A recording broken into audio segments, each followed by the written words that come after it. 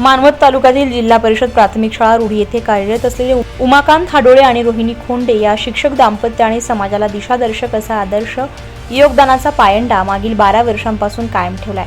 रोहिणी खोंडे यांचे वडील स्वर्गवासी काशीनाथ खोंडे यांच्या स्मरणार्थ प्रत्येक वर्षी 11 जुलै पुण्यतिथीनिमित्त पारंपरिक कार्यक्रम न करता कार्यरत शाळेला विकास निधी अंतर्गत 11,000पेक्षा जास्त रकमेचे अथवा वस्तुरूप योगदान देण्याचा प्रघात 2013 मध्ये इरळत शाळेपासून या दाम्पत्याने सुरू केलाय।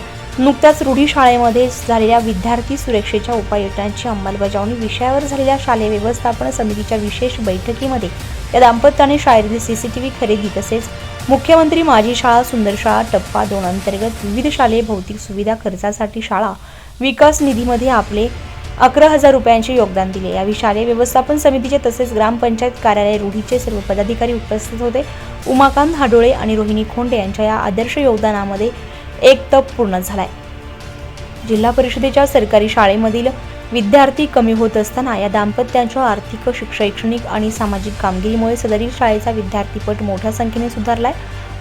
मागील 5 वर्षांपासून दररोज सकाळी 6 ते 7 या वेळेत इंग्लिश स्पीकिंग हे ऑनलाईन क्लासेस या दाम्पत्यांमार्फत अविरत सुरू आहे। यामुळे इंग्रजी शाळांच्या स्पर्धेमध्ये इंग्रजी भाषेसह स्पर्धा परीक्षेचे उत्कृष्ट कार्य यांच्यामार्फत होत आहे। यापूर्वी दोघेही कार्यरत असलेल्या इरळद येथील भारतरत्न अटल बिहारी वाजपेयी आंतरराष्ट्रीय शाळेचा तसेच डॉक्टर बाबासाहेब आंबेडकर आदर्श शाळेचा बहुमान प्राप्त होण्यात या दाम्पत्यांचं योगदान खूप मोलाचं होतं। या आदर्श शिक्षक दाम्पत्यांच्या तपस्वी कार्याचं मानवत तालुक्यासह संपूर्ण परभणी जिल्ह्यामध्ये कौतुक होतंय।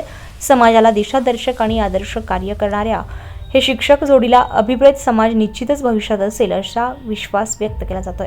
महाराष्ट्र न्यूजसाठी विलास पाटील, मानवत, परभणी।